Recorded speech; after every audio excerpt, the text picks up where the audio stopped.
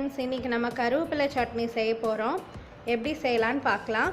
முதல்ல அதுக்கு தேவையான பொருட்கள்: கடுகு 1 டீஸ்பூன், உளுந்தம்பருப்பு 4 டீஸ்பூன், பெருங்காயம் அரை டீஸ்பூன், குண்டு மிளகாத்தூள் 10, சின்ன வெங்காயம் 100 கிராம், தேங்காய் பூ 1 டேபிள் ஸ்பூன், ஃப்ரெஷ்ஷான கருவேப்பிலை 1 கப், புளி 2 டேபிள் ஸ்பூன், உப்பு 1/4 டீஸ்பூன், நல்லெண்ணெய் தேவையான அளவு. இப்போ எப்படி செய்யலான்னு பார்க்கலாம்.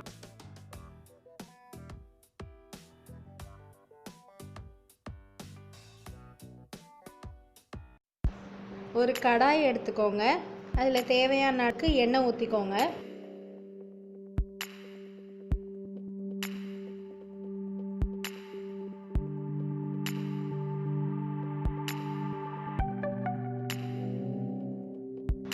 எண்ணெய் காஞ்சதும் உளுந்தம்பருப்பு 2 டீஸ்பூன் சேர்த்துக்கோங்க.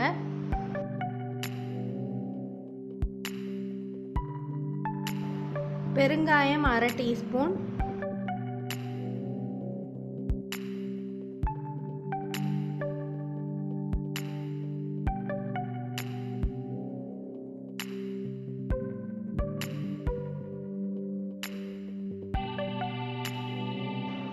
பத்து குண்டு மிளகாத்தூள் போட்டுக்கோங்க.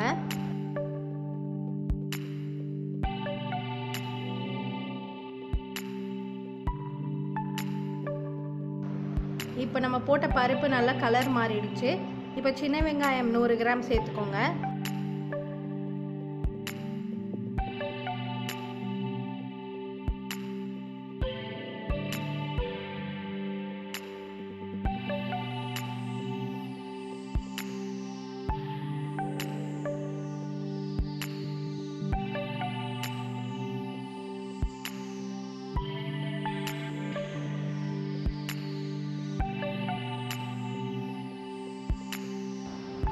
கருவேப்பிலை 1 கப் எடுத்துக்கோங்க.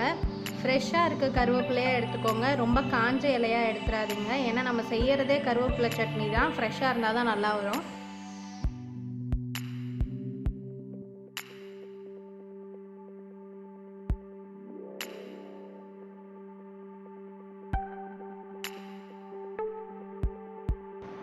ஒரு டேபிள் ஸ்பூன் தேங்காய் பூ சேர்த்துக்கோங்க.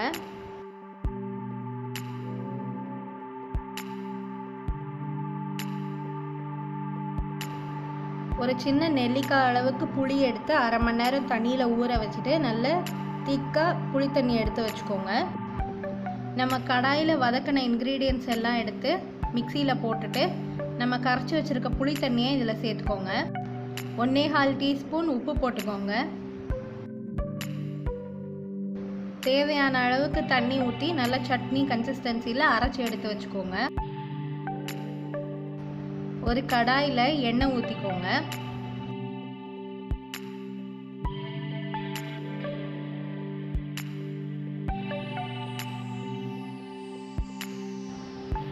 எண்ணெய் காஞ்சதும் கடுகு 1 டீஸ்பூன் சேர்த்துக்கோங்க. உளுந்தம்பருப்பு 2 டீஸ்பூன்,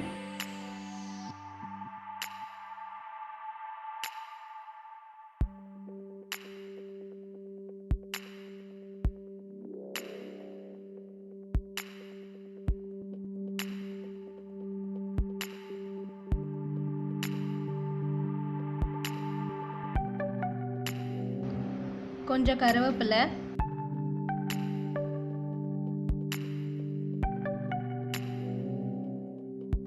போட்டு நல்லா வறுத்துக்கோங்க.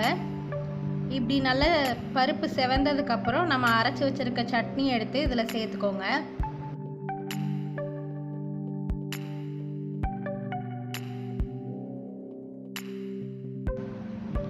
நல்லா கலந்து விட்டுக்கோங்க. எண்ணெயில் நல்லா வதங்கணும்.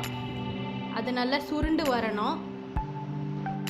சட்னியை மிக்சியில் அரைச்சி வச்சுட்டு கடுகு உளுந்தம்பருப்பு கருவேப்பிலை போட்டு தாளித்து அதில் சேர்த்து கிண்டி வச்சுருந்தீங்கன்னா அது சீக்கிரத்தில் கெட்டு போயிடும்.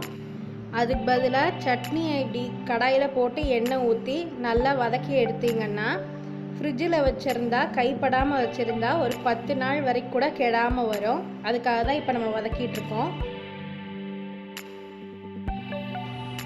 இப்போ நல்லா சுருண்டு வந்துருச்சு. ஸ்பூனில் ஒட்டாமல் வரணும். அதுதான் கரெக்டான கன்சிஸ்டன்சி. வதங்கினதுக்கப்புறம் நல்ல நிறம் மாறி இருக்கு. இந்த கருவேப்பிலை சட்னியை நீங்கள் சுடுத சாதத்தில் எண்ணெய் ஊற்றிட்டு கருவேப்பிலை சட்னி போட்டு பிசைஞ்சு சாப்பிட்டிங்கன்னா ரொம்ப நல்லாயிருக்கும்.